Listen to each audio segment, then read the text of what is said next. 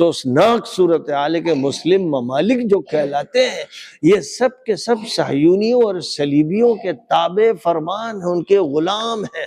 انہوں نے ان کے اڈے اپنے ہاں، یعنی اپنے یہاں ان کے باپ دادوں کی زمین تو ہے نہیں، زمین تو اسلام کی ہے، زمین تو اسلام کی ہے جو جزیرۃ العرب کہلاتا ہے، مکہ ہے، مدینہ ہے، ریاض ہے، جدہ ہے، یمبو ہے، دمام ہے، زہران ہے، وغیرہ وغیرہ، یہ اسلام کے علاقے ہیں، اسلام کی ملکیت ہے، نبی پاک علیہ السلام کی ملکیت ہے، نبی کے وارثوں کی ملکیت ہے، یہ کسی آل سعود کی ملکیت نہیں ہے، یہ کسی قبیلے کی ملکیت نہیں ہے، یہ عرب کے بدوؤں کی ملکیت نہیں ہے۔ عرب کے جو بدو اس وقت حکمرانی کر رہے ہیں ابو ظبی سے لے کر ریاض تک اور اس پورے منطقے پر، ان کا حال یہ ہے کہ قرآن پاک کی یہ آیت کریمہ ان پر منطبق ہوتی ہے، الاعراب اشد کفرا و نفاقا، یہ جو عربی ہیں، یہ بدو ہیں، یہ سب سے زیادہ بڑے کافر و منافق ہیں۔ یہ قرآن کہہ رہا ہے، 11ویں پارے کی آیت کریمہ ہے، پہلے ہی صفحے پر یہ آیت کریمہ آپ کو مل جائے گی۔ بہت سے لوگ ہمارے یہاں جاہل قسم کے بدو اور اس میں کچھ مولوی بھی پھنس جاتے ہیں، کہتے ہیں عربوں کی برائی نہ کیجئے، نبی نے فرمایا میں عربی ہوں، عربوں کی برائی مت کرو۔ ایسے پکے جاہل اور ایسی فضول بکواس کرنے والے کہ پورے قرآن کا انکار ہو رہا ہے۔ نبی پاک علیہ السلام سے دشمنی کس نے کی؟ عربوں نے، اور عربوں میں بھی قریش کے خاندان نے آپ کو کتنا ستایا، گھر سے بے گھر کیا۔ پھر جو جنگ ہوئی، بدر کی جنگ ہو، احد کی جنگ ہو، خندق کی جنگ، کس سے ہوئی؟ عربوں سے۔ غلبہ کس پر ہوا؟ عربوں پر۔ بدماشی کس نے کی؟ عربوں نے۔ منافق کون تھے؟ عرب۔ اور آج کے جو عرب ہیں یہ تو صرف یہ نہیں کہ منافق ہیں، یہ تو یہودی ایجنٹ ہے، یہ صلیبی ایجنٹ ہے، یہ خبیث و بے شرم و بے حیا بددین ہیں۔ اور اب تو ساری دنیا میں یہ خبریں عام ہو گئی کہ 2 مہینے سے نیتنیاہو اور محمد بن سلمان مطالبہ کر رہے تھے ٹرمپ سے، 2 مہینے سے مسلسل فون کر کر کے یہ مطالبہ کر رہے تھے۔ یہ خبر واشنگٹن پوسٹ میں شائع ہوئی اور مختلف امریکن اخبارات میں شائع ہوئی اور پوری دنیا میں جنگل کی آگ کی طرح پھیل گئی کہ یہ دونوں مطالبہ کر رہے تھے کہ خامنائی کو ختم کریں اور ایران پر حملہ کریں، دیر نہ کریں، دیر نہ کریں۔ تو اب یہ خبر پوری دنیا میں آگ کی طرح پھیل گئی ہے۔ میں تو یہ باتیں کئی سالوں سے کہہ رہا ہوں، تقریباً 2013 سے مسلسل کہہ رہا ہوں کہ یہ یہودی ایجنٹ ہے۔ جو بھی سعودی حکومت میں گدی پہ بیٹھتا ہے وہ یہودی ایجنٹ ہوتا ہے، کیونکہ ان کا پیکٹ ہے امریکہ سے، اس سے پہلے پیکٹ تھا انگریزوں سے، اور انگریز تنخواہ دیتے، شاہ عبدالعزیز کی جو تنخواہ آتی تھی وہ انگریزوں کی طرف سے آتی تھی۔ تو یہ ایجنسیاں ہیں اور کالونیاں ہیں، پہلے انگریزوں کی کالونیاں تھیں، اس کے بعد اب امریکہ کی کالونیاں ہیں، اور افسوسناک اب صورتحال یہ کہ اسرائیل کی کالونیاں، یعنی اب نیتنیاہو آرڈر دیتا ہے اور محمد بن سلمان سر جھکا لیتا ہے، لیٹ جاتا ہے اور اس کی آواز میں آواز ملاتا ہے، اور ٹرمپ جو دونوں کا باپ ہے حرامی، اس سے کہتا ہے کہ حملہ کرو، خاتمہ کرو ان کا۔ اس لیے کہ اگر اسلام کے نام پر کوئی حکومت ہے اور جو اسلام کی اور شریعت کی بات کرتی ہے اور اسلام کی بالادستی کی بات کرتی ہے، تو اس میں کوئی شک نہیں کہ عالم اسلام میں صرف ایران ہے، اور جتنی بھی حکومتیں وہ لادینی ہیں، یعنی کم از کم سیکولر ہیں، یا پھر یہودی ایجنٹ ہے اور عیسائیوں کی ایجنٹ ہے۔ تو یہ ایجنسیاں ہیں، اور اب یہ بات کھل گئی ہے۔ اس لیے اب یہ جنگ جب پھیلے گی تو خطرہ یہ ہے کہ سعودی حکومت کا خاتمہ کرنے کی مہم چلے گی اور بغاوتیں ہوں گی۔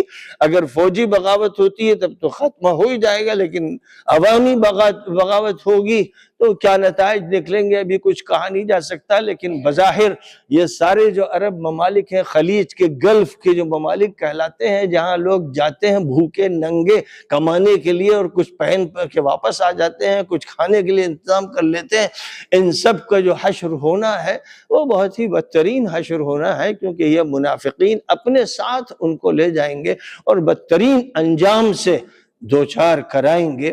تو وہاں اللہ تعالیٰ کا حکم یہ ہے کہ برابر کی ٹکر لو، اور ظاہر ہے کہ اگر امریکہ نے حملہ کیا تو اس کا اڈا کہیں بھی ہو، چاہے کویت میں ہو، چاہے قطر میں ہو، چاہے بحرین میں ہو، چاہے وہ سعودیہ میں ہو، چاہے اردن میں ہو، ان پر حملہ ہونا چاہیے، اور اتنا ہی سخت ہونا چاہیے جتنا سخت انہوں نے تہران پر حملہ کیا، اس سے پہلے لبنان پر کیا، اس سے پہلے غزہ پر کیا، اور الضفہ الغربیہ جو مغربی کنارہ وہاں کیا، مکانات مکینوں پہ گرا دیے، بچے تڑپ تڑپ کے، عورتیں بلک بلک کے مر گئیں۔